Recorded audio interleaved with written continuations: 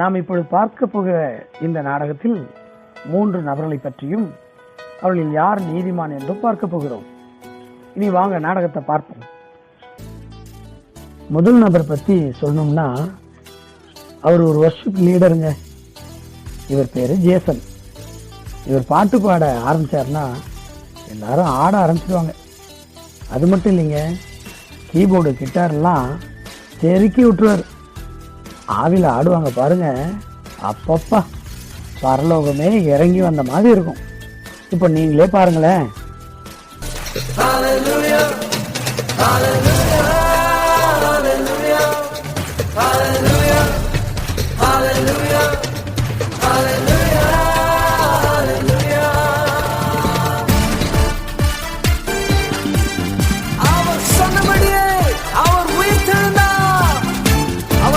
போகவில்லை, உயிரோடு எழுந்தார். ராஜாதி ராஜாவாய் வரப்போகிறார். என்னை தூக்கி தூக்கி எழுத்திலே என்னை தூக்கி தூக்கி எழுத்திலே சமாதான காரணமே. என்னை தூக்கி தூக்கி எழுத்திலே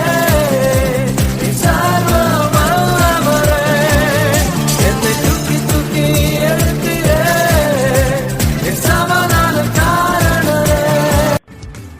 இரண்டாவது நபரு ஜெப வீரர். இவர் பேரு டேனியல். இவர் ரொம்ப ஸ்பெஷல். மணிக்கணக்கில் ஜெபம் பண்ணிட்டு இருப்பார். இவர் ஜெபம் பண்ண ஆரம்பிச்சா பிசாசெல்லாம் ஓடும், நோயெல்லாம் பறந்துடும். இவர் ஜெபம் பண்ண ஆரம்பிக்கிறப்பவே பதில் கிடைக்கும். நீங்களே பாருங்களேன். ஜெப ஆவி ஊற்றி ஜெபிக்க செய்யும், விண்ணப்பத்தின் ஆவி வந்திறங்கட்டும். ஜெப ஆவி ஊற்றுமே, விண்ணப்பத்தின் ஆவியை ஊற்றிடுமே. ஜெப ஆவி ஊற்றுமே, விண்ணப்பத்தின் ஆவியை ஊற்றிடுமே. மூணாவது நபரை பத்தி சொல்லணும்னா அவ்வளோ ஒரு ஸ்பெஷல் இல்லைங்க. கூலி தொழிலாளி, சாதாரணமான ஒரு ஆள். மரவட்டியான அன்னைக்கும் பிழைக்கிறவர். ஓகேங்க, எல்லார பத்தியும் பார்த்துட்டோம். இப்பதான் நம்ம கதைக்குள்ளேயே போக போறோம். வாங்க.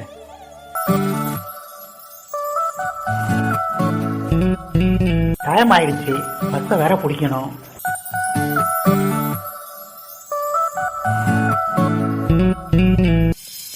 ஏய், அங்க பாரு, அங்க ஒருத்தன் பல்கா நிக்கிறான் பாரு. அவன்கிட்ட செயினை தட்டுறோம், தூக்குறோம். என்ன இவங்க நம்மளையே பார்த்துக்கிட்டே இருக்கிறாங்க?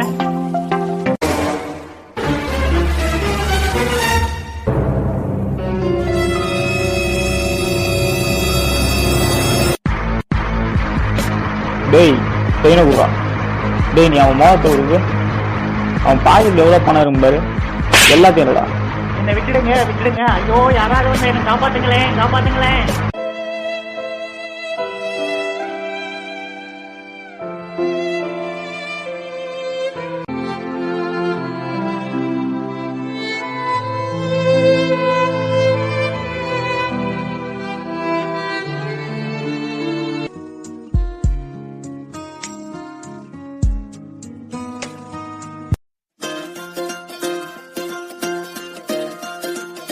என்னப்பா அங்க வர கூட்டமா இருக்கு? ஆக்சிடென்டா? கார் எடுப்பா, ஒர்ஷிப்புக்கு நேரம் ஆகுது. மக்கள் எல்லாம் காத்திருப்பாங்க. கிளம்பு கிளம்பு, பார்க்காத மாதிரி போயிடலாம்.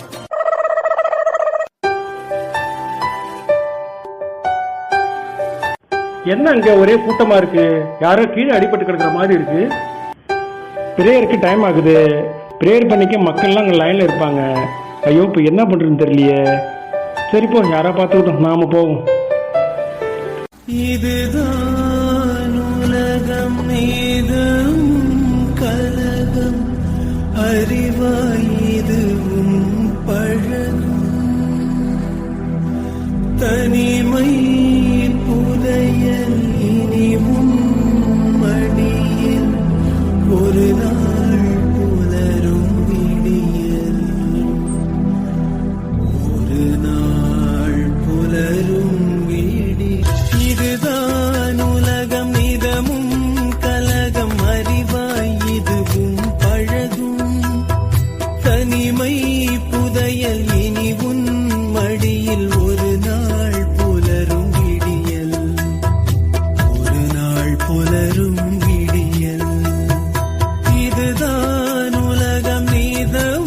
கலகம் அறிவாய் இதுவும் பழகும். ஏசப்பா இன்னைக்கு வேலைக்கு போறேன்ப்பா, வேலை செய்யறதுக்கான வேலைனா கொடுங்க, நல்ல சம்பளத்தை கொடுங்க, எல்லாத்தையும் பாத்துக்குங்கப்பா.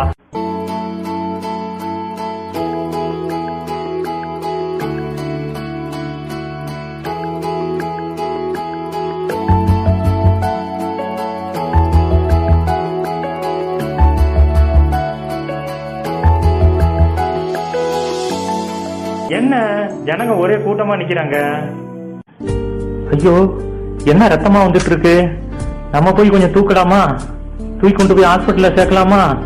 ஐயோ பாவம், பாக்குறதுக்கே மனுஷன் பாவமா இருக்காரு, அத பார்த்தாலே நமக்கு அழுக வருது. ஐயோ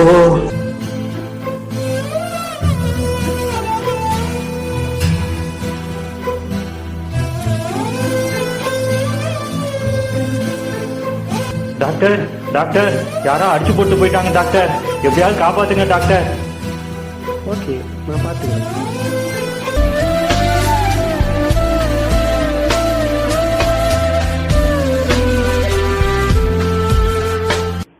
நீங்கள் கொண்டு வந்திருக்க ரத்தம் கொஞ்சம் அதிகமாக போயிடுச்சு, பணம் கொஞ்சம் செலவாகும். டாக்டர் பணம் ஒன்றும் பிரச்சனை இல்லை டாக்டர், எவ்வளவு பணம் இருந்தாலும் நான் கொடுக்குறேன் டாக்டர், எப்படியாவது அவரை காப்பாத்திருக்கேன் டாக்டர். அப்போனா ஓகே. இந்த நாடகத்திலிருந்து யார் நீதிமான் என்று தெரிந்து கொண்டீர்களா? ஆராதனை வீரரா, ஜெப வீரரா, அல்லது கூலி தொழிலாளியா?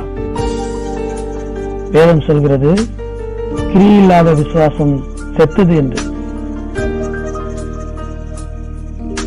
நாம் கேட்பதோடு மட்டுமல்லாம நமது வாழ்க்கையிலே நாம் உதவி செய்கிற போது, நன்மை செய்கிற போது, வார்த்தையின்படி நாம் நடக்கிற போது நாம் நீதிமான்கள் ஆக்கப்படுகிறோம்.